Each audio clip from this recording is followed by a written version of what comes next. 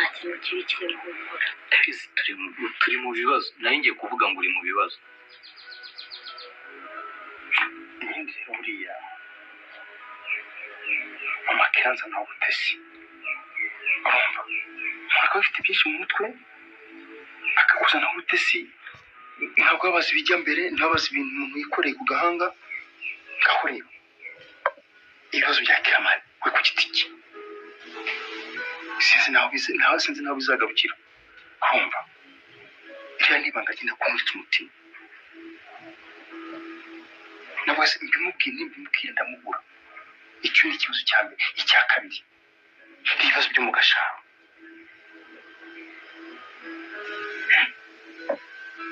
ibyo byose ni ibintu biza. Icya gatatu ibibazo bya neti ibyo byose bikajya muri agace kanjye gatoya gahuza n'ibyanjye ubundi nifite bya projet yanjye ese umva ntasasara ubungubu naho ari amabuye akaza n'imiteto y'abagore rwose njyewe mwana yanjye ariko sinamurenga ntawe bikeneye. ariko buriya ibibazo no kuba umugabo wakagombye kubishyira ku munzani ndabibalansinga gute se? balansinga umenye igifite agaciro. byose bikundi bifite agaciro. Yes, byose bifite agaciro. ubuse Aneta aramutse akoze ikibombe hariya oya umva papa Kira kandi bikamubwire inkindi mbona Aneta niyo buriya si bya bintu ntabwo nzi ibyo ari byo ariko ça me travaille beaucoup. Umva rero nkubwire wamenye ibyari tutabimenya ngomba kubana. Ako kanya Nyambo yahise abona ko ibintu byakaze ndetse abona ko urugo yajemo ari urw'umuhungu n'umukobwa baraye basezeranye iryo joro, ndetse abona ko ibyo yajemo bitaramuhira ahubwo bigiye kumusigamo imvune, niko kugira ubwoba cyane. Nkomeje kubashimira mwe tugiye kubana mu gice cya kabiri cy'iyi nkuru y'urukundo ya Kiramani ndetse na Miss Nyambo. Iyi nkuru igamije gushimisha abantu ndetse no kwigisha bimwe mu buzima duhora ducamo ndetse ari n'ubuzima bwacu bwa buri munsi.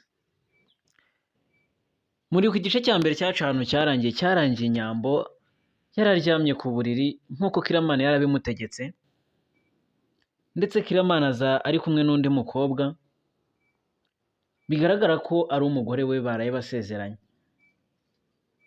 Nyamara Nyambo we ntabwo yari azi ikijya mbere, yagumye gutegereza ngo arebe ibiramubaho, gusa yabonaga byamushobeye, abona byanamucanze cyane. Kiramani yafashe uwo mukobwa baraza bajya ku buriri, abwira Nyambo ngo ibyo tugiye gukora ahangaha mu kanya nawe uraza kubikora, uyu mukobwa amuzanye kugira ngo akwereke uko biraza kugenda. Bagiyeho Kiramani n'uwo mukobwa bakora ibyo bakora, Nyambo ari kureba isoni ubona ko zamwishe, ndetse ubona ko abandi nta n'ubwoba bafite. Nyambo ibyo yabonaga ko bidakaze cyane abona noneho bitangiye gukara, yakongera gutera ijisho ku rugi akabona harafunze, noneho urugi barufungiranye cyane n'urufunguzo baruvuniyemo, yatera ijisho ku idirisha akabona wapi, kubareba ibyo barimo akabona biri kumutera isoni cyane, akomeza kwirebera ku ruhande abura icyo akora. Kiramani akaguma kumutota ati kuki uri kureba ku ruhande kandi nakubwiye ngo urebe ibyo turimo nawe mu kanya uraza kubikora. Nyamara ntiwamenya ibyo Kiramani yari ashaka, ntabwo wamenya icyo Kiramani yari ashaka kugeraho. Nanjye ndahababereye kugira ngo mbabwire inkuru uko ihagaze ndetse n'uko izarangira, mukomeze mutegereze mwumve uko bizagenda. Ubwo Nyambo byaramucanze, akabona ibintu ari kubona biteye isoni cyane, ndetse ubona ko biteye n'ubwoba cyane, kuko ntibyari byoroshye kubona abantu babiri bari kuryamana ndetse bari muri icyo cyumba nawe arimo, ibintu atarigeze na rimwe akora, kuko byagaragara ko akiri isugi, ndetse ni nako byari biri, kuko kuva na kera nta na rimwe yari yarigeze akoraho imibonano mpuzabitsina. Ubwo haciyeho iminota ndetse n'amasaha arihirika, ubwo Kiramani abasoje ibyo yari arimo, aranje abwira Nyambo ati niweho ugiye gukurikira, ati jya hariya, ndakeka ibyo nakoraga wabirebaga, n'ibyo uriya mukobwa yakoraga wabirebaga, ubwo niweho ugiye gukurikiraho. Ubu ngiye kwitegura, ngiye koga, ngiye kumanza nitere amazi ndetse nisige n'utuvuta, ubundi ndaje nsange witeguye neza, kanze gatoya. Nyambo biramucanga, ashya ubwoba, ndetse ubona ko byamurenze, ibyuya biguma kubira bimanuka ku gahanga, akihanagura ariko ubona ko ubwoba bwamwishe. Kiramani yarasohotse arongera arafunga, aragenda aroga, asohokana na wa mukobwa, ndetse Nyambo ubona ko ibintu biri kumucanga cyane. Kiramani mu kugera hanze ntabwo yigeze ajya kure, ahubwo yagarutse ku rugi ngo yumve ibyo umukobwa agiye gusigaramo. Umukobwa yasigaye yitotomanga, amarira yamukamutsemo, ndetse ikiniga cyamwishe kubera ibintu yari ari gutekereza bigiye kumubaho, ndetse nta n'ahantu afite yatabaza, kuko aho hantu ntabwo yari ahazi. Kiramani yaragiye ategura ikindi cyumba cyiza, agitegura neza, ashiramo indabyo, ashiramo ibintu byose ubona ko bigaragaza ko aho hantu hagiye kubera nka surprise runaka, cyangwa se ari nk'icyumba cy'abantu bashyingiranwa. Ubwo icyo gihe Nyambo we ntiyari azi ibijya mbere, ndetse Kiramani yaragiye ategurana icyo cyumba na wa mukobwa bari kumwe, baragitegura baragisoza, biraza maze Kiramani akongera akazajya agaruka guteraho ijisho ngo arebe ese Nyambo ameze ate, gusa kumva amarira yamukamutsemo, ariko akihangana. Muribaza ngo kubera iki Kiramani atinjiraga mu nzu ngo agende amukoreshe nk'ibyo yamubwiye? Icyo gihe byarasoje, maze Kiramani arongera arinjira, aramubwira ati noneho ahangaha ntabwo ariho birabera, ongera wambare imyenda uze tugende.